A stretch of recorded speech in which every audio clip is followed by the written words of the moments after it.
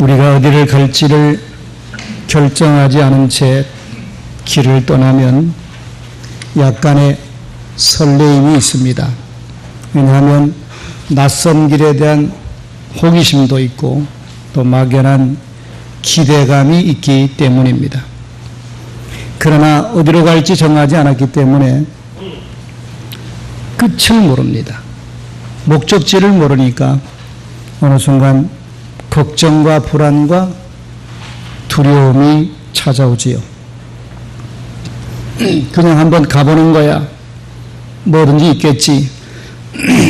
이런 생각은 호기심이 강하고 열정적으로 보입니다만, 그러나 어디로 가야 할지 모르는 상황에서 그 열정은 굉장히 위험한 열정입니다. 전쟁 중에 적군을 혼란스럽게 만드는 역공을 노리는 전략이 있지요. 그 방법은 적의 내부를 혼란스럽게 만들거나 적 진영으로 스파이를 심어서 현명한 결정을 하지 못하게 만드는 전략입니다. 자, 이렇게 되면 병사들 입장에 보면 방향을 잡지 못하고 오락가락하는 지휘관 때문에 병사들은 심한 불안을 느끼게 됩니다. 제 아무리 병사가 많아도 사기가 떨어지고 대우가 흐트러지면 그 군대는 순식간에 오합지졸이 되는 겁니다. 이렇게 되면 아무리 많은 군대가 있다 할지라도 전쟁에서 승리할 수가 없는 것이지요. 우리가 살아가는 세상은 마치 전쟁터와 같습니다. 따라서 살아가는 삶의 방향을 잃어버리면 낭패를 당하기가 쉽습니다. 그러므로 내가 서 있는 위치가 지금 어디며 내가 어디로 가고 있는지 그 방향을 점검하는 일을 우리는 끊임없이 해야 됩니다. 세상을 살아가면서 세상 재미에 빠져서 세상 쾌락에 빠져서 내 인생의 목적을 모르고 가면 그 사람은 분명히 인생에서 낙오자가 되기가 쉽고 아무리 세상적으로는 성공했다 할지 모르지만 그 사람의 인생은 하나님 앞에 실패하는 인생이 될 수밖에 없습니다. 따라서 우리는 지금 내가 서 있는 위치가 어디며 내가 지금 무엇을 향해 나가고 있는지를 우리는 늘 점검하고 확인하고 살아야 됩니다. 연금술사라는 소설이 몇 년 전에 베스트셀러가 되었지요. 이 연금술사라는 소설을 쓴 사람은 파울로 코넬로라는 사람입니다. 이 소설은 자아를 찾아 떠나는 산티아고라는 청년에 대한 이야기인데, 이 소설의 저자인 코넬료는 이 표지라는 단어를 통해서 주인공인 산티아고에게 자신이 나가야 할 삶의 방향을 알려주는 단서를 제공합니다. 그 소설에 보면 이런 이야기가 나옵니다. 어떻게 내 미래를 짐작할 수 있을까? 그건 현재의 표지판들 덕분이지. 비밀은 바로 현재에 있는 거야. 현재의 길을 기울이면 현재를 더욱 나아지게 할 수 있고, 현재가 나아지면 그 다음에 다가오는 날들도 좋아지게 될 것이야. 그런 말이 나옵니다. 그러니까 미래를 향해 가는 첫 번째 열쇠는 바로 현재입니다. 오늘 내가 어떻게 살아가고 있느냐, 이것이 내 미래를 결정하는 것이라는 것입니다. 우리는 지금 불확실한 시대를 살아가고 있습니다. 따라서 인생의 방향을 잡고 산다는 것이 참 어려운 시대입니다. 유행을 따라서 다른 사람들이 살아가는 삶의 방식을 따라서 나도 모르게 살아가다 보면 우리는 잘못된 방향으로 나아가기가 아주 쉬운 오늘의 상황입니다. 그러므로 이런 때일수록 우리는 더욱 하나님의 말씀에 귀를 기울이고 하나님께서 우리들에게 바라시는 것이 무엇인지를 바르게 알고 살아가야 되는 겁니다. 오늘 본문의 말씀은 하나님께서 길을 잃어버리고 살아가고 있던 이스라엘 백성들에게 미가라는 선지자를 통해서 주시는 말씀입니다. 오늘 이 말씀은 구약을 연구하는 구약학자들이 성경의 중심되는 요절이라고 한결같이 말하고 있는 말씀입니다. 오늘 말씀을 제가 다시 한번 읽겠습니다. 내가 무엇을 가지고 여호와 앞에 나가며 높으신 하나님께 경배할까? 내가 번제물로 일련된 송아지를 가지고 그 앞에 나아갈까? 여호와께서 천천의 순양이나 만만의 강물 같은 기름을 기뻐하실까? 내 호모를 위하여 내 맏아들을 내 영혼의 죄로 말미암아 내 몸에 열매를 드릴까? 사람아, 주께서 선한 것이 무엇임을 너에게 보이셨나니 여호와께서 너에게 구하시는 것은 오직 정의를 행하며 인자를 사랑하며 겸손하게 너의 하나님과 함께 행하는 것이 아니냐, 이런 말씀입니다. 무슨 뜻이지요? 송아지를 잡아서 하나님 앞에 번제를 드리고 강물 같은 기름을 흘려서 제사를 드리며 심지어 맏아들을 제물로 드릴지라도 그 사람의 생활 속에 선을 행하며 하나님의 말씀을 따라 살아가지 않으면 그 사람이 드리는 제사는 하나님께서 기뻐 받지 아니하신다는 말씀입니다. 그러므로 예배나 제사 못지않게 살아가는 삶의 정의를 행하고 인자를 베풀며 겸손하게 하나님과 동행하는 삶을 살아내야 된다는 것이 오늘 본문의 말씀이고, 이런 이야기를 이스라엘 백성들에게 하나님은 미가 선지자 입을 통해서 말씀하고 있는 것입니다. 이때는 이스라엘 백성들이 형식적인 예배를 드렸습니다. 그냥 하나님 앞에 번제만 드리면 우리가 해야 할 일은 끝났다. 그리고는 자기들 마음대로 나가 살았습니다. 이런 백성들에게 주신 하나님의 말씀이죠. 우리가 예배를 드리는 것도 중요하지만 우리 생활 속에서 정의를 따라 살아가고 이웃들에게 인자한 마음을 가지고 사랑을 베풀며 살아가고 겸손하게 살아가는 사람이 되어야 하나님이 기뻐하시고 그것을 선하게 보신다는 것입니다. 오늘 말씀을 특별히 요절의 말씀은 8절입니다. 하나님께서 선하게 보시는 것이 무엇인지 우리들에게 분명하게 가르쳐 주고 있습니다. 그럼 하나님께서 선하게 여기는 것이 무엇입니까? 세 가지입니다. 첫째는 정의를 행하는 것이라, 그렇게 말합니다. 우리 인간들은 죄 때문에 하나님 앞에 바르게 살아갈 수 없는 존재들이라고 성경은 분명하게 말하고 있습니다. 이런 우리들에게 하나님께서는 예수 그리스도 십자가로 인해서 구원의 길을 열어 주신 것입니다. 누구든지 예수를 믿으면 그 사람의 모든 죄를 기억하지 않고 의로운 사람으로 하나님이 여겨 주시겠다는 것입니다. 우리가 착하게 살고 우리가 도덕적으로 흠 없이 살아서 의로운 사람이 된 것 아니고 예수를 믿는 믿음으로 인해서 하나님 앞에 의로운 사람이 되었고 하나님과의 바른 관계가 회복이 된 것입니다.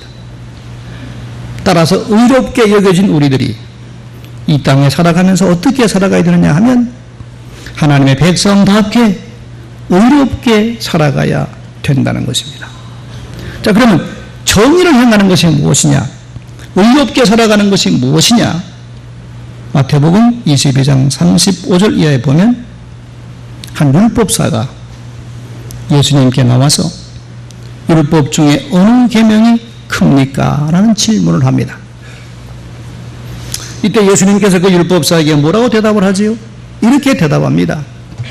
내 마음을 다하고 목숨을 다하고 뜻을 다하여 주 너희 하나님을 사랑하라 하셨으니 이것이 크고 첫째 되는 계명이다.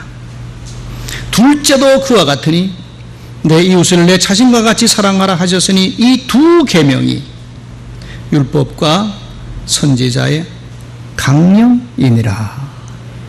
이렇게 대답해 주셨습니다. 무슨 말씀이죠? 하나님을 사랑하고 이웃을 내 몸처럼 사랑하는 것, 이것이 하나님 앞에 가장 아름다운 것이고 이것이 의롭게 살아가는 사람의 모습이다, 그렇게 가르쳐주고 있습니다. 그러므로 의롭게 살아간다는 것은 진실하고 성실하게 살아가는 것을 말합니다. 매일매일 진실하고 성실하게 살아가는 것, 이것이 하나님 보시기에 선한 것입니다. 그런데 우리가 하나님을 믿는다고 하면서 진실하게 살아가지 못하고 거짓말을 하고 남을 속이고 앞에서 하는 말과 뒤에서 하는 말이 다르고 사기를 치고 슬쩍슬쩍 도둑질하고 살아간다 그러면 이런 삶은 아무리 예배를 잘 드려도 하나님께서 선하게 여기지 않는다는 것입니다. 우리가 하나님의 백성으로 진실하고 성실하게 살아가야 됩니다. 하나님은 하나님의 사람을 세울 때도 기준이 늘 이것이었습니다. 모세가 천부장과 백부장과 50부장을 세워서 중간 지도자를 세워서 백성들을 다스리게 할 때도 그들을 뽑는 기준은 분명히 세 가지였습니다. 첫째는 하나님을 두려워하는 사람, 두 번째는 진실한 사람, 세 번째는 불의한 돈을 좋아하지 않는 사람. 성경은 불의한 이익을 미워하는 사람이라 나왔습니다만, 부정으로 벌어들이는 돈을 좋아하지 않는 사람이죠. 그런 사람을 하나님의 일꾼으로 세웠다, 그렇게 말합니다. 따라서 의롭게 살아간다는 것은 자기 생각만을 강하게 주장하며 일을 처리하는 것은 아니라는 것입니다. 다른 사람 말에 귀를 기울이고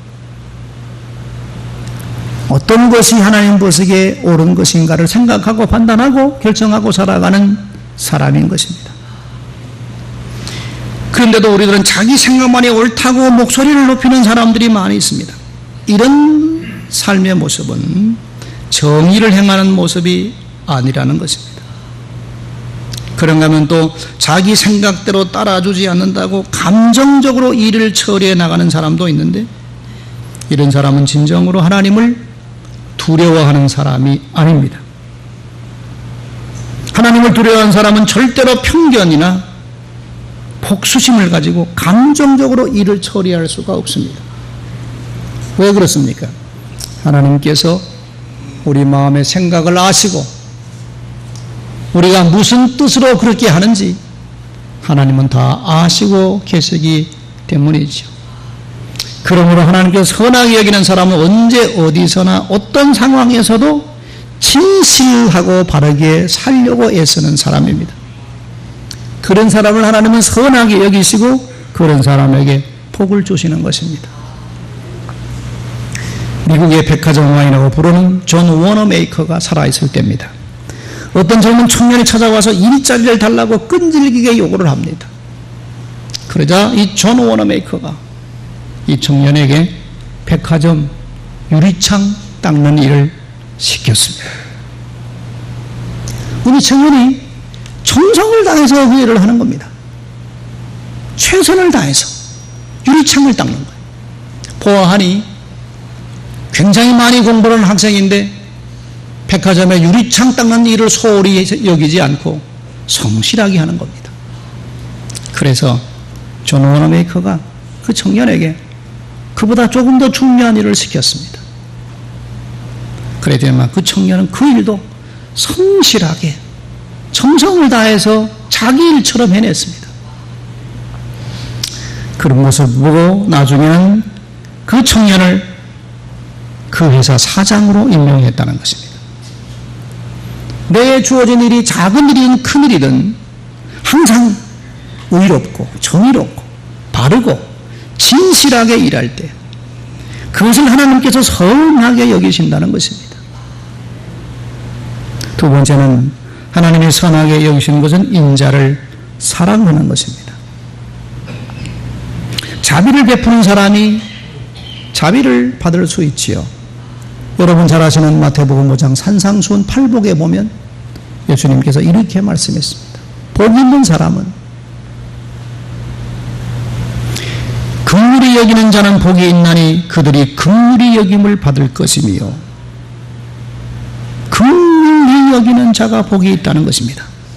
다른 사람을 긍휼히 여겨주는 사람이 하나님으로부터도 긍휼히 여김을 받을 수 있다는 말씀입니다. 그러므로 긍휼히 여겨주는 사람이 복이 있다. 왜냐? 그 사람이 하나님으로부터도 긍휼히 여김을 받기 때문에 하는 것입니다. 이 말씀을 뒤집어 보면 다른 사람을 긍휼히 여기지 않는 사람은 하나님으로부터도 긍휼히 여김을 받을 수 없다는 말입니다. 내가 남을 긍휼히 여겨주지 않으면 하나님도 내게 긍휼히 여겨주심을 베풀지 않겠다는 것입니다. 그래서 야고보서 2장 13절에 보면 이렇게 말씀하십니다.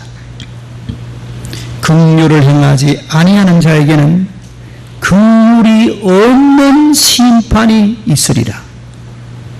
긍휼은 심판을 이기고 자랑하느니라 그랬습니다. 따라서 남에게 긍휼을 베풀고 자비를 베풀어주는 사람이 자기 자신도 하나님으로부터 긍휼히 여김을 받을 수 있다는 말입니다. 세계 제2차 대전 중에 일본군 포로들이 부상을 당하고 미군 함정의 치료를 받고 있었다고 합니다. 미군의 군의관들이 그 일본군 포로들을 정성스럽게 치료를 해주고 있었습니다. 이런 모습을 보고 있던 한 미군의 병사가 군의관들에게 이렇게 말했어요. 아니, 이 사람들은 우리를 죽이려고 그러다가 부상당하고 포로가 된 사람들인데 그냥 죽도록 내버려 두지 뭘 그렇게 정성을 다해 치료해 주는 거냐? 못마땅해서 그렇게 퉁명스럽게 물었어요. 그때 군의관 대답입니다. 우리의 원수들이라 할지라도 죽어가는 사람을 그냥 내버려 둘 수는 없지 않는가? 우리는 예수 믿는 사람들이니까 자비를 가지고 선을 베풀어 줘야 된다. 그러면 저 사람들이 고침을 받고 난 후에 돌아가서 자기들이 잘못했다는 것을 깨달을 수 있도록 해야 되는 거 아니냐. 예수님의 사랑이 어떤 것인지 우리가 저들에게 알게 해줘야 되는 거다. 이건 군의관의 대답입니다. 다른 사람에게 자비를 베풀어주는 사람은 언젠가는 인자와 사랑을 얻게 됩니다. 심대로 거둔다는 말처럼 긍휼을 베풀면 나도 언젠가는 긍휼을 입을 때가 있다는 것입니다. 이것이 하나님께서 선하게 여기시는 것이다. 마지막 세 번째는 겸손히 하나님과 동행하는 것이라고 말합니다. 오늘날 사람들은 다 자기 자신만을 위해서 살아가는 경향이 강합니다. 예수님 말씀처럼 마지막 때가 되면 사람들이 점점점 자기만을 사랑하는 지독한 이기주의에 빠져갈 것이라고 말씀했는데 바로 오늘이 그런 세상인 것 같습니다. 사람들이 오직 자기만 생각합니다. 다른 사람에 대한 배려는 점점 사라져가고 있는 것 같습니다. 자기만 편하고 자기만 좋으면 남이야 어떻게 됐든 관심 없습니다. 남이 불쾌하든 남이 상처를 입든 남이 손해보든 자기만 좋으면 그만입니다. 자기를 위해서 이 세상의 모든 것들이 존재하는 것 좀 생각하고 자기를 높이고 자기를 과대평가하면서 점점 교만해지고 있습니다. 이것 때문에 다툼이 일어나고 이것 때문에 싸움이 일어나고 이것 때문에 세상이 시끄러운 겁니다. 그러나 하나님께서 선하게 보시는 사람은 겸손하게 하나님과 동행하는 사람입니다. 성경을 보면 살아서 하나님께로 올라간 사람이 있는가 하면 살아서 꺼지는 땅 속에 파묻힌 사람도 있습니다. 에녹은 늘 하나님과 동행하는 삶을 살았습니다. 그러자 하나님께서 그를 살아있는 채로 하늘로 들려 올라가게 했습니다. 그러나 반대로 고라 자손들은 하나님이 세우신 지도자인 모세를 무시하고 교만한 마음으로 불평하고 반항하고 무리를 선동했습니다. 그러자 갑자기 땅이 꺼지면서 하나님께서 저들을 살아있는 채로 땅 속으로 묻어버리고 말았습니다. 우리는 늘 겸손하게 하나님과 동행하는 삶을 살아야 됩니다. 완벽하지 못하지만, 온전하지 못하지만 겸손하게 하나님과 함께하는 삶을 살아가야 됩니다. 이것이 하나님께서 선하게 여기시는 것이라는 것입니다. 성 프란체스코의 기도문 가운데 보면 이런 기도가 있습니다. 주님, 나를 평화의 도구로 써 주시옵소서. 성 프란체스코가 일생을 기도한 기도의 내용 가운데 하나입니다. 주여, 나를 평화의 도구로 써 주옵소서. 자기를 평화의 도구로 써달라는 기도입니다. 평화의 도구입니다. 여러분, 도구가 뭡니까? 도구라는 것은 자신에게 돌아올 영광이 없는 것입니다. 유명한 작곡가가 작곡한 음악이 피아니스트 손에 통해서 연주가 되었을 때 누가 영광을 받습니까? 그 음악을 작곡한 작곡자가 박수를 받고 영광을 받습니다. 그리고 그 아름다운 곡을 연주한 피아니스트가 박수를 받고 영광을 받습니다. 그러나 정작 그 음악을 연주하는 데 사용된 피아노에게는 아무런 박수나 영광도 돌아가지 않습니다. 피아노는 도구입니다. 도구. 그런데 성 프란체스코는 자기를 평화의 도구로 써달라고 기도하는 것입니다. 이런 자세로 살아가는 사람이 하나님 보시기에 선하게 살아가는 사람입니다. 이스라엘 백성들은 미가 선지자 때 저들이 하나님 앞에 나와서 송아지로 번제를 드리고 제사를 드리고 어떻게 하나님께서 우리 예배를 받으실까 그렇게 말하면서 예배 생활에는 열성을 기울였지만 저들의 삶에는 하나님께서 선하게 보시는 그런 삶이 없었다는 것입니다. 정의를 행하고 사람을 사랑하며 겸손하게 하나님과 동행하는 그런 삶이 없었다는 것입니다. 쉽게 말하면 생활은 엉망이었다는 겁니다. 예배만 드리면 되었지 삶은 자기 마음대로 살았다는 것입니다. 이런 이스라엘 백성을 향해서 주신 미가 선지자의 말씀입니다. 하나님의 말씀이죠. 사람아, 주께서 선한 것이 무엇임을 너에게 보이셨나니 여호와께서 내게 구하시는 것은 오직 정의를 행하며 인자를 사랑하며 겸손하게 내 하나님과 함께 행하는 것이 아니냐. 하나님은 미가를 통해서 그렇게 이스라엘 백성들을 책망하고 있는 것입니다. 오늘 말씀 우리가 묵상하면서 우리 삶에, 내 삶에 하나님이 선하게 여기시는 이런 것은 있는지를 돌아봐야 됩니다. 예배도 중요하고 우리가 주님 앞에 헌신하는 것도 중요하지만 내 삶에 하나님이 선하게 여기시는 이런 삶이 있어야 되는 것입니다. 여러분 모두가 다 주님께서 선하게 여기시는 것이 무엇인지를 깨닫고 삶 속에 늘 의를 행하고 그리고 긍휼을 베풀며 사람들을 사랑하고 겸손하게 하나님과 동행하는 삶을 살아서 하나님의 영광을 받으시고 하나님 여러분의 삶에 보시며 기뻐하시면서 하늘에 더 좋은 것들을 여러분 삶에 더딥혀 주시는 그런 복을 받는 믿음의 성도들이 되시기를 이 아침에 주의 이름으로 축원드립니다. 기도합시다. 예배하며 주신 말씀 우리가 묵상했습니다. 이 혼탁하고 어지럽고 복잡한 세상에 살아가고 있는 우리들에게 어떤 삶을 살아가는 것이, 어떤 방향으로 오늘의 삶을 살아내는 것이 하나님 보시기에 선한 것인지를 말씀을 통해서 우리가 배웁니다. 주께서 선한 것이 무엇임을 우리에게 보이셨다는 이 말씀을 묵상하면서 우리도 이런 삶을 한 걸음 한 걸음 살아가는 믿음의 백성들 되게 하여 주옵소서. 예수님 이름으로 기도드립니다. 아멘.